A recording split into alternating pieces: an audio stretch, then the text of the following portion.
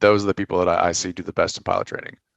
And I think sometimes that it gets people tend to think that some people are just born and they look to the stars and they say, I'm going to be a pilot. And in their brain, they're just going to be a fighter pilot and they have this innate gift. And they're the Tom Cruises of the world who just hop into a jet and they're Maverick, right? But in reality, it's just kind of hard work and building a foundation. That's what makes the best pilots.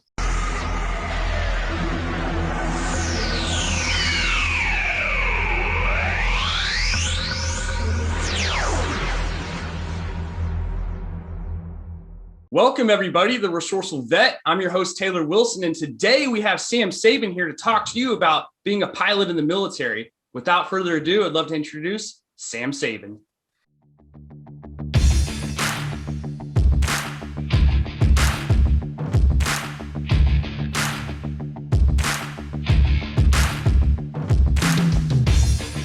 Hey, everybody. I'm Taylor. Thanks for having me. Sam, pleasure you being here today. So, Sam, I know that you're an instructor pilot in the Air Force, and as well, too, for the audience out there, Sam and I go way back, actually. We grew up playing Pee Wee football together and ended up playing all the way through high school. And then after, Sam ended up going into the Air Force Academy and graduated and commissioned as an officer in the Air Force. And now he is a pilot and as well an instructor pilot and has an opportunity to train some of the nation's best pilots in the world. And so without further ado, Sam Sabin. Okay. So you covered a lot of the stuff. And like you said, we go way back. Football and what that does for you just in life. That's a whole other topic. But he already summarized it. I went to high school, played some football. I was able to utilize that route to actually get into the Air Force Academy, which is, and we'll probably get to this, but one of three ways to become a pilot in the Air Force. So I went to the Air Force Academy, played football there for a little bit, and then went a different path. Commissioned in 2016 as a second lieutenant. Went to pilot training at Vance Air Force Base, which is in Oklahoma, about 2 hours west of Tulsa, in a city called Enid. Went through pilot training there. Got my wings and was selected to be a first assignment instructor pilot, which is a huge honor. I'm still here doing that. I'm about to leave. So that's what I've been doing for the last 3-ish years since 2018 is been instructing our next generation of pilots, which has been extremely rewarding. I've also got to see the gambit of who gets to actually come through the program, who does well in the program, and where people end up going. So I feel like I can provide a lot of valuable information there as far as anyone who wants to go that route and be an Air Force pilot. I've kind of been the gates to become that for a while now. So I've been doing that for 3 years, and actually just got my next assignment. My wife and I will be going to England. I'll be going to fly the KC-135, which is a massive air refueler for the Air Force. It's the main air refueling platform. And then my wife will be going on to fly the F-15E Strike Eagle, which is a multi-role fighter, and will be stationed out of England. So that's, in a nutshell, how I've got to this point in my life. But again, been an instructor pilot for the Air Force for 3 years. And my primary duty is instructing to the heavy track. So either cargo or refueling platforms. And I've been producing students to that side for about 3 years. Yeah, well, I know you said too that there's like 3 different ways to become a pilot. So who can become a pilot in the Air Force? That's an excellent question.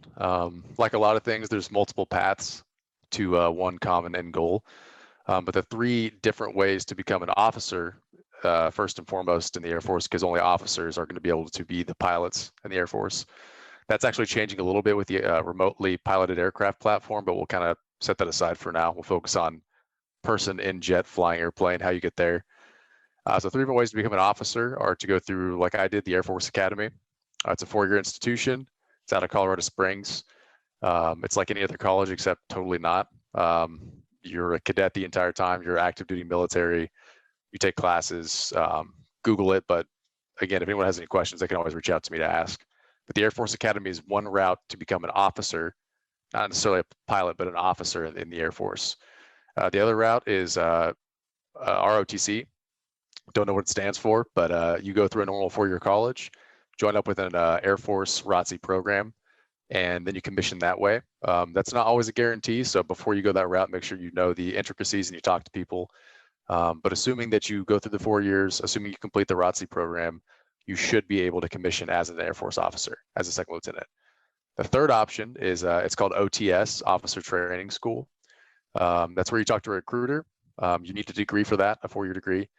And after talking to the recruiter, you'll take a test or two, and then you'll actually go to a school that I'm not sure how long it takes. It's definitely a couple months, and they take you from civilian to Air Force second lieutenant officer in just a couple months. So it's a really cool opportunity there. So those are 3 paths to become an officer in the United States Air Force.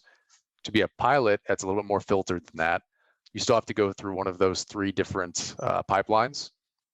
But to become a pilot, it tends to be a little bit more filtered, like I said. So from the Air Force Academy is probably your best bet.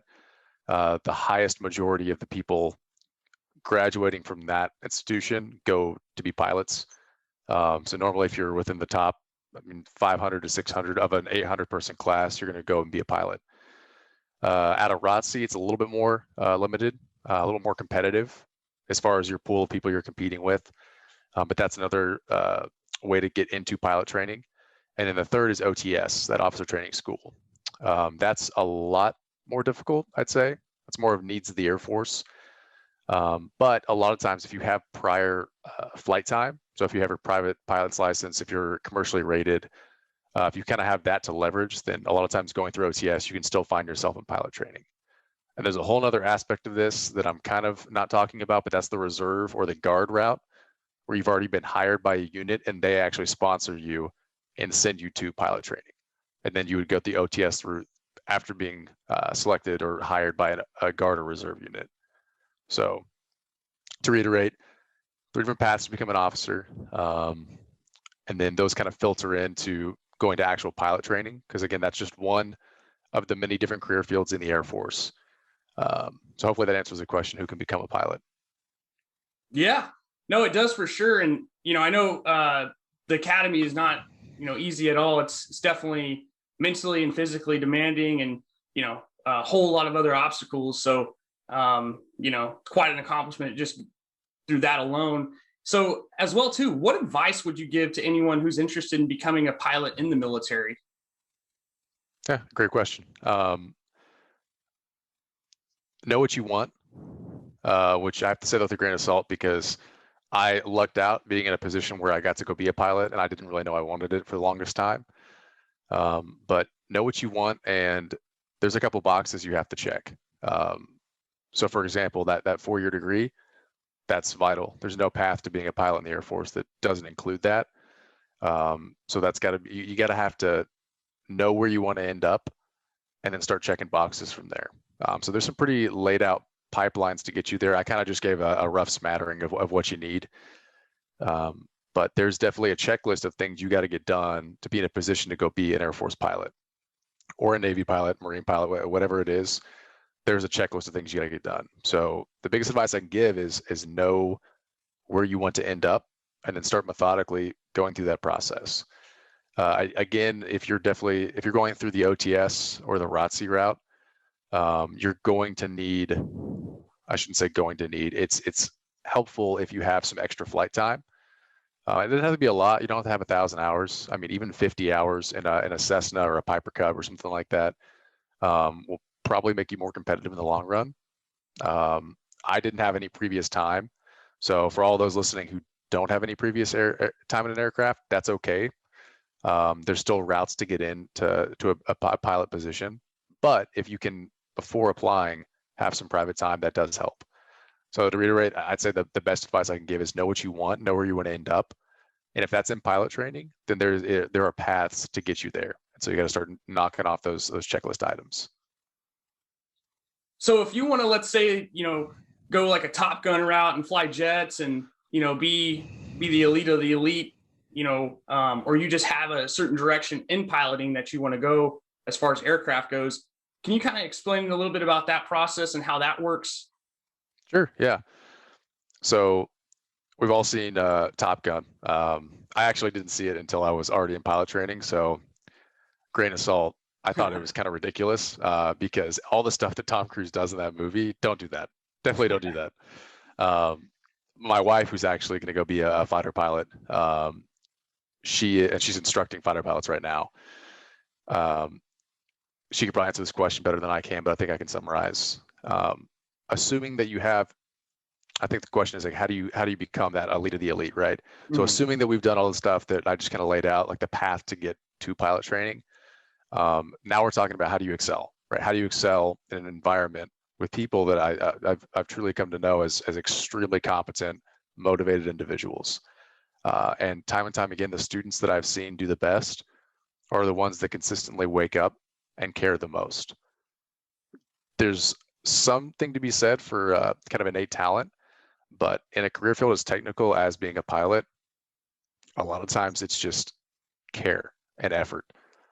And so the students that I see in the flight room, and you'll see this in any career field, I'm sure, but specifically to pilot training, the guys and girls that show up early, stay late, read, study the things they're supposed to study, fail fast, and don't do the same thing wrong twice, those are the ones that excel. And those are the ones that you end up seeing emulated in the movies as the Top Guns, right? They're the guys and girls that just cared a lot more than everybody else all the time and put the work in, which is pretty fuzzy and hard to apply, but I think everybody, especially the people listening to this podcast, can probably relate to. Those are the people that I see do the best in pilot training. And I think sometimes that it gets, people tend to think that some people are just born and they look to the stars and they say, I'm going to be a pilot. And in their brain, they're just going to be a fighter pilot, and they have this innate gift. And they're the Tom Cruises of the world who just hop into a jet and they're Maverick, right? But in reality, it's just kind of hard work and building a foundation. That's what makes the best pilots. Well, I know when it comes to hard work and foundation, there's no one better than Sam Saban. So, yeah, I mean, so I'm just interested too. Why did you decide to become a pilot? Like I said, I had a lot of support growing up. I have parents and family that supported me and loved me and helped me get into positions to where it was hard for me not to go down a path that was rewarding. So what I mean by that is I ended up at the Air Force Academy because my parents were way smarter than I was in high school and said, this is a good decision. And I thought, well, if they think it is, then that's probably the right place to be. But then after my 4 years at the academy, I kind of looked around and saw that a lot of my friends who I really respected wanted to go be pilots. And I hadn't really got to the point yet. I had a couple other career fields that I was looking at that I thought would be rewarding. And there are career fields. I don't want this to be a conversation about how only pilots are so great in the Air Force, because we have so many men and women doing other jobs that are equally, if not more important in certain circumstances. So with that being said, I did not want to be a pilot until senior year at the academy. And I just saw the people around me that I really respected going that route. And I thought, I want to be around those people. And if those people want to be pilots in the Air Force, then that's got to be a good place to be. So I pretty much stumbled into a really awesome career field that has been extremely rewarding and challenging. So I didn't really, like I said, I wasn't the guy, who's 5 years old and looked up at the airplanes and said, Dad, I want to be a pilot. Like I stumbled into that, and I'm glad that I did. And for those of you that know you want to be a pilot, I mean, you're ahead of the game, right? Start doing the things you got to do to get to the position you want to be in. But for me, I got lucky and got to be in a place where I now love being, and that's being a pilot in the Air Force. I'd say it's definitely one of the, if not the coolest, one of the coolest jobs in the world, especially in the military as well. And so as well too, how can others learn more about careers as a pilot in the military? So first of all, if you know anybody, right, reach out, ask questions. I know I didn't personally really get to talk to recruiters because I went the academy route, but I know Air Force recruiters are extremely helpful. They're really competent people that know what they're talking about and can provide routes. We live in the 21st century, so check the internet. There's blogs out there. There's pages dedicated to that question, right? How do I like, what is it like being a pilot in the Air Force? What is it like to be a KC-135 pilot? What is it like to be an F-15 pilot, right? There's a lot of information out there. So if you're interested in that track, ask questions, people internet, recruiters, there's a lot of resources out there. Awesome. Well, Sam, thank you so much for being here today. It was a pleasure having you here. And for any of you out there that's interested in what's next for you and finding your next career, possibly as a pilot, definitely click the link below and find out more. Without further ado, Sam Saban. Thank you, Sam. Thanks, man. I really appreciate being here.